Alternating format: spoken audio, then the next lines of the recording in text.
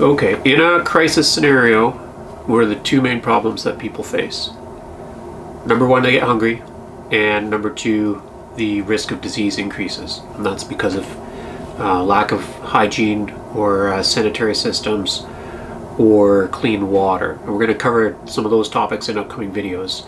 I want to carry on a little bit on the food topic though, and I feel like it's an important one because food's like really critical. If you're stuck for a period of time and you don't have food, it's like you're the main thing that you need, and it's a really easy one to have control over.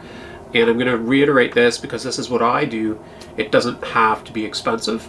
And so I'm going to talk to you again about how I plan food purchases and meals in order to accumulate an amount of food that if all of a sudden the supply was cut off or unavailable, I have that stockpile. Okay, and this is the 72 hours today's resiliency challenge. So we're looking at increasing our resiliency from 72 hours to 72 days, and that seems like a lot of food, but it's definitely doable. Okay, so here's how I would do it. Pick a few meals that you prepare or can prepare at home that are based predominantly around goods that are non-perishable. Okay, so for me, I have a breakfast, which is oatmeal. It's very easy to store. Raisins, which are easy to store. The pepitos or pumpkin seeds, roasted pumpkin seeds, which are easy to store. Coconut flakes, which are easy to store. Maple syrup, which is easy to store. And I could, if I was like your conventional shopper, I could buy each of those things every week through a year. Okay? But what I do is I watch for sales. And then when each of those components is on sale, I buy the amount that I think will carry me until the next sale. Or I look at the expiry date and I buy the amount that will get me through that food up until its best before date. I don't mean expiry date, but best before. Okay, so case in point, there is currently, starting tomorrow in tomorrow's flyers, oatmeal is not super on sale right now, but there's a points, and I talked about point cards. There's a points incentive, so if I buy 6 kilograms, so that's 6 bags of oatmeal or oats, rolled oats, for $4 a piece, that's $24, I'm going to get back $10 worth of points. So I'm going to save $10 on something else. And that's a pretty good incentive. That's, you know, pretty close to, in a way, depending on how you think about it, that's close to getting them for half price.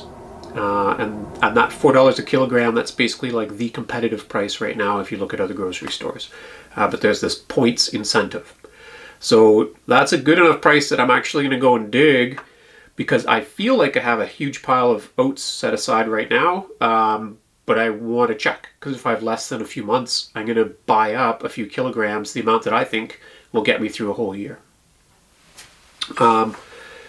Here's another meal. I like to do chili for suppers. My kids love chili. It's an easy meal for me to cook once a week, or if I do a double-sized pot of chili, it's good when I have family dinners. And my chili is based around ground meat, which is on sale this week at the lowest price that I've seen it this year, $3.88 a pound for lean ground beef. Okay, so what I should be doing is checking my freezer, and I know I don't have any ground beef right now. I should be buying an amount that I can store up until the next sale price. Okay, so if I use a pound of chili, a pound of lean ground beef in a chili recipe, and I do it once a week. If I buy 10 pounds, then I've bought 10 weeks ahead of chilies. If I buy 52 pounds, and look pretty interesting rolling through the grocery store with 52 pounds of ground beef, but if I put that in my freezer, I now have 52 weeks of my chili base, right? It's based around the beef. I can very easily get 52 cans of kidney beans, chickpeas, or black beans to go with my 52 planned chili meals. There's my kidney beans. I can very easily buy 52 cans of diced or crushed tomatoes. I can very easily buy a couple of these bulk packs of chili powder And now I have the basis for a yummy, hearty chili that I know that my family will eat. We eat on a regular basis, but I can pretty easily have 52 weeks of chili stored up ahead. Now, if for whatever reason the food becomes inaccessible, I have at home a large number of meals. So now instead of eating chili every week, we're eating chili every day. It's not the end of the world because we have something to eat, and I've got that all on hand.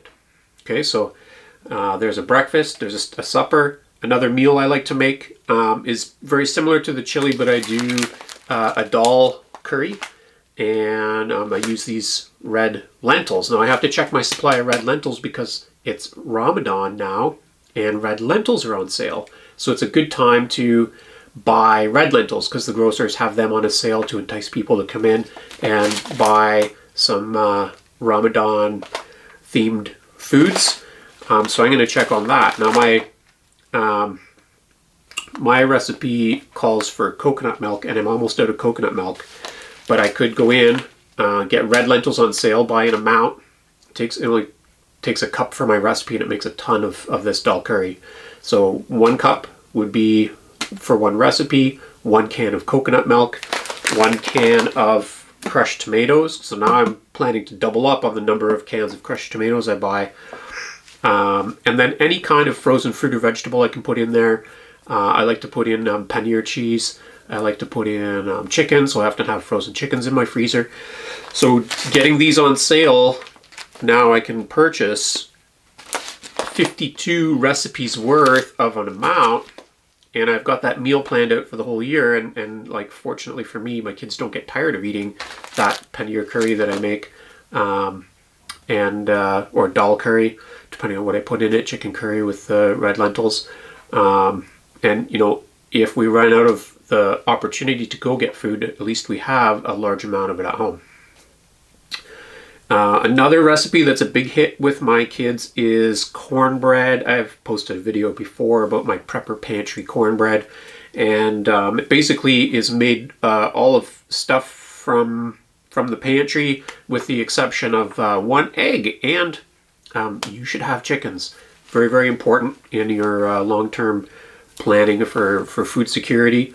But this is the basis for my cornbread recipe. So there's an amount of cornmeal, there's an amount of corn flour, there's a can, this size can is the best, although it often comes in the larger sizes, of pumpkin puree. Pumpkin puree is really yummy in cornbread. And 1 can of carnation milk. So I can very easily look at my recipe, multiply that by 52, and then as each of these things comes on sale, I buy them in that bulk amount at the sale price. Now it feels like a large purchase because I'm buying 52 of these cans at once, but over the year I've actually saved a lot of money, because if I was to go to the grocery store once a week and buy each of these cans, sometimes they're going to be on sale, but most of the time they're not. So I'm going to be paying more per unit for them if I shop every week, and I'm not going to have a pile of food security sitting at home. Okay, but if I watch for them on sale and buy them in bulk, I'm going to save a lot of money, and I'm going to have that food security. I've been wanting to do this video for a while, and I've been watching the flyers because I wanted to incorporate a couple of bulk purchases to just kind of show you what I do. Like, I just actually buy flats of tins of things, and there has not been a good sale in the last few weeks. But that's changed tomorrow, so I'm going to do some little twisty thing with the video here in a minute, and I'm going to fast forward to tomorrow or in a couple of days when I get a chance to go grocery shopping, and I'm going to buy a couple of bulk items. So carnation milk, 3 for $4 right now, which is $1.33 a piece. That's the best price that I've seen all year for sure. These are normally like in the $2.30 range to almost $3 a can. So if I go and I buy my 52 cans, I'm going to save a ton of money, as opposed to paying $2.30, $2.50 a can every week if I was to make this recipe every week. And now I'm sitting on a little bit of food security. Oh, I have other stuff on the table, so I shouldn't jump ahead yet. I also like to buy pasta sauce. Super easy when it's on sale. Pasta. Both of these will store for a really long time.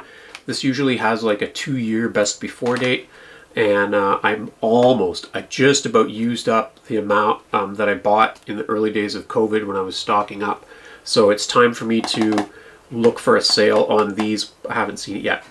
Pasta, on the other hand, these were 77 cents a pound. That's the best pasta price that I've seen in a little while. They had a 6-bag limit, but when I went in, they actually removed the limit. So I bought 10 pounds of pasta, right? So that's basically, I can do a pasta meal a week for 10 weeks at reduced cost, because if I was to just go in every week, I'd be paying $2.50, $3 for a pound of pasta maybe. So there's a savings there. And again, pasta is really easy. I can cut bacon bits into it. I can throw in some frozen vegetables. I can mix in whatever, and my kids are gonna love it. So again, I mentioned bulk spices. That's an easy one. Other spices. So these I got from Cabela's Bass Pro Canada. Oh yeah, wearing the shirt there. And this one here, especially this Parmesan garlic butter. My kids found this, and it's like their favorite spice. I got to kind of hide it in the back of the spice cabinet. But the next time I'm at Cabela's, I'm going to stock up on a few of these, because these kinds of quick spices are really helpful to have on hand. I use them regularly, so I might as well buy up like a few months worth of them at a time, and then I can use them in different dishes. Okay, you might be worried about where you're going to put all this food when you start building up your food security and making these purchases and saving money. And what I would suggest is to make a pantry. You can buy a pantry cupboard kind of a thing, fit it in your house somewhere, and it can just be for food storage. Or my system, if you have the space for it, I would use my savings from doing a bulk purchase, and I would go somewhere like Princess Auto, which is what I did, and buy a metal trash can. And I would buy a rolling dolly for it. And then you can start to store your foods in those metal trash cans. They're going to be protected from moisture, from rodents, from prying eyes. And when you set that on the dolly, you're going to be able to move them around a room easily. So you can even like push 4 of them into a corner, and then you want to get at the one in the back, you just roll that out. So those trash cans are really good for storing bags of goods like oats, like lentils, like flour, like rice, like pasta. And if you line them with a non-conducting material, you can also put a lot of your cans in there. It's just, as I mentioned before, you don't want your cans inside of there touching the edges, because you'll get a little bit of conductivity between them. I think I called it kissing cooties, and the cooties they make are rust and corrosion, so you don't want that corroding your cans on you. Okay, so that's a really good food storage method.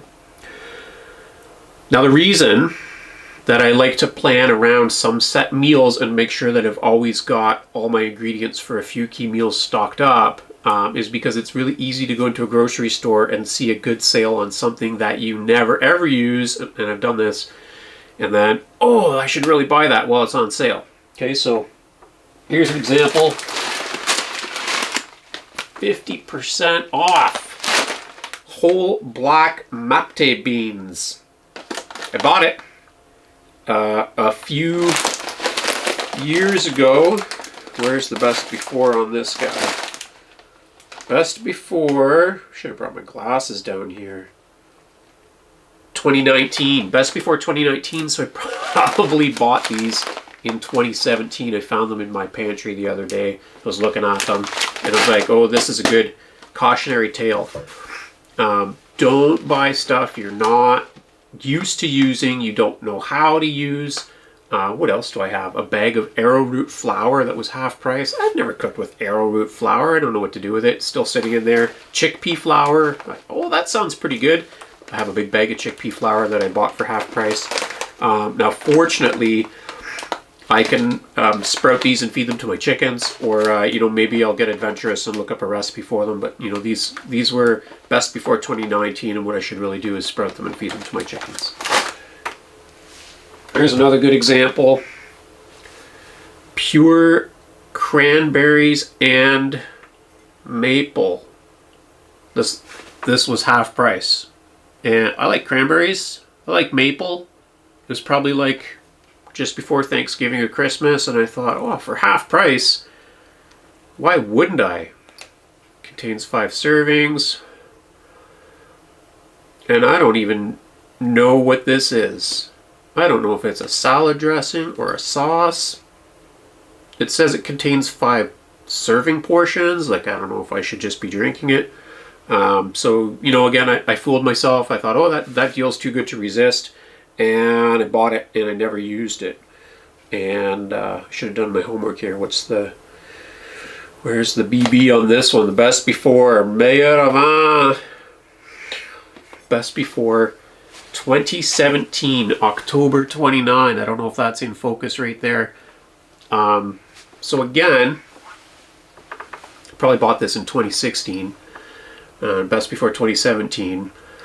That means that this has like been through a house move with me, has been more than one pantry, and has yet still not been used. So again, another cautionary tale for me, hopefully for you. Set that aside, and maybe the chickens are going to have some cranberry maple flavored sprouts this week. Okay, but that's the basics of the system. So pick some meals you like, that you can cook, that your family likes, that are nutritious, that are flexible, and that are predominantly based on non-perishable goods. Watch for those goods on sale. Be patient. Okay, you might buy all of your diced and crushed tomatoes, and you might wait a couple months before you find the beans on sale. That's kind of where I'm at now. This is actually my last can of crushed tomatoes. I've been waiting. It's the 100% wrong season to get them on sale, but I'm waiting for a sale price, and before I stock up, because they're kind of critical. Tomato paste based stuff is good for all 3 of these recipes that I really heavily rely on. Okay, but pick those recipes. Watch for your things on sale. Get to know their prices, regular prices, sale prices, and then make your move. Buy them in bulk. If you can pair that with a points offer, so if your grocery store is offering bonus points if you spend like a minimum threshold, or they've got a points offer on a certain item, all the better. Then you can turn around and spend those points on something else, and just really chip away at that grocery bill, and you will come out ahead and also be increasing your food security. Okay, easily you could build up a 72 days worth of food by stocking ahead in this way. Okay, let's go hit the grocery stores.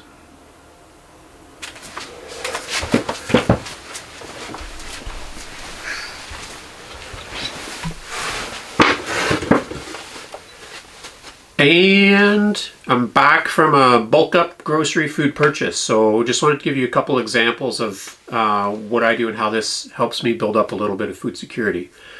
So I mentioned the one thing that I was going to pick up were these little cans of tomato paste. I don't use them, but my daughter uses them probably 1 a week. And I hate to pay full price for them because she uses about 1/3 of the can, and then it sits in the fridge and goes moldy. So I like to get these really cheap. These were 88 cents. I bought 24 cans. So that's, if she uses 1 a week, it's going to last about half a year. That's like a 6-month supply. They'll probably come on sale again before those 6 months are up. They don't expire until 2027. And I saved $8 by purchasing them all at once at the low sale price. So that was a win. While I was at that grocery store, I saw that they had their red lentils on cheaper than the sale price red lentils that I was going to get at another store. So I bought a couple of these 900 gram packages. The recipe that I like to do, the red lentil curry recipe, which is very versatile. You can add whatever meat or vegetables you want to it. The base is onion, red lentils, diced tomatoes, and coconut milk. So this is enough for me to do that recipe 5 times. So now I have enough red lentils here. I bought 3 packs. So that's the base for 15 of those very versatile red lentil recipes. I don't have to worry about buying them for 15 weeks if I make that recipe once a week. Or if there's some kind of an emergency and I'm stuck at home living off the food that I've got there, now I have 15 meals of that kind of prepped, as long as I have those other ingredients. I mentioned that ground beef was on sale, so I picked up 6 of these packages. I have freezer space, so it makes sense to buy them in bulk when they're on sale. And this was a tricky one. So this was one of those cases where you pay one price if you don't have their loyalty card, and then you pay the lower price when you do have the loyalty card. And you have to be careful because you want to make sure when you swipe your card at the cash that it actually applies all those sales discounts to the stuff you buy, because that's the only reason to really have that card. And you know, they might not always be 100% accurate in programming their cash machines, their cash registers. So picked up a pile of those. I think it worked out to, these are like 2 pounds a piece, and I got 7 of them. So that's 14 pounds of beef. I use about 1 pound of beef if I'm going to do that in my red lentil curry, or if I'm going to use it as a chili base. So that's kind of meal prep for 15 meals, and I'm not worried about this in the freezer for like up to a year. This juice, I got it for $1.44 on sale a few weeks ago, but then it was $1, just $1, and it's 100% juice. So I stocked up on a box of those. They don't expire until 2025, so like they're fine in storage for like a whole year. Plus I have a cold room where they'll be at a lower temperature, and presumably that'll help them to stay fresher longer. So that was a good buy. My kids love to drink juice. I don't really drink juice. I mentioned I was going to get the 1 kilogram packages of the oatmeal, so I bought the 6 kilograms. That got me the basically the $10 rebate on them, so that was a win. Interestingly, I priced out what it cost me to do oatmeal for breakfast. So I do oatmeal, raisins, pumpkin seeds, and sometimes shredded coconut, a little bit of maple syrup, and wild blueberries. And it cost me about $1.07 to eat that breakfast. It's a pretty good start to my day. It's very, very inexpensive. If I do that every morning, then I will eat 1.5 kilograms of oatmeal in a month. So I have 6 kilograms here. So that's basically a 4-month supply of oats. Easy to store. These are just in paper packages. One of them actually ripped in transit, so I'm going to transfer that to a Ziploc, but I'm going to make sure these are stored in one of my metal trash cans where moisture and rodents can't get at them, and I'm not going to worry about them. If you have freezer space, you can throw them in your freezer, and they're going to be fine there as well. Now, I almost got burned on a purchase. I mentioned that the carnation milk, this is the base for my Prepper Pantry cornbread, pumpkin cornbread recipe. I use 1 can of this, 1 can of pumpkin, some cornmeal, some flour, some baking powder, some baking soda, some salt, and 1 egg, and it makes a delicious cornbread recipe. So I like to have some of these on hand, and they were cheap. They were $1.33, marked down from $2.50. I was going to buy, I had 24 cans in a case in my hands. And then I looked down at the best before date, and it was only May 2024, which is only 2 months away. So I'm glad that I paid attention to that, because I was expecting that they would be fresher and have that best before date a couple of years out in the future. But I understand that they put them on sale because they're trying to clear them before they cannot legally sell them. So they basically, buyer beware. So I did not end up stocking up on these, but I will be watching for them to go on sale again, and I will make sure that I check the best before date on them before I make that purchase. Because again, the plan is to buy things that I already use, buy them in bulk, and save money. And so the goal there is that I have then a little bit of food security at home, because I always have extra food, but I'm saving money in the long term, and I'm not a year from now going to be staring at my pantry full of a bunch of impulse or silly purchases of things that I bought but will never actually eat.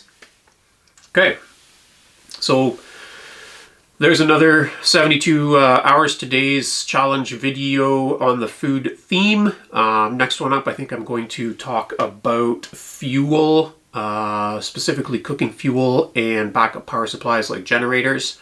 So I hope that's a little bit interesting to you. I was certainly interested when I did a little bit of research into the topic to add to my knowledge base. And so I'll catch you on that next one. I'm also super busy right now because it's the start of our maple syrup season, and if you've been watching this channel, you know that I love maple syrup. I love to make maple syrup. I love to spend time in the woods during the maple syrup season, and I'm aiming to put out more than 100 buckets this year and make a lot of syrup. So I'll film some of that as well. All right, catch you on the next one, YouTube.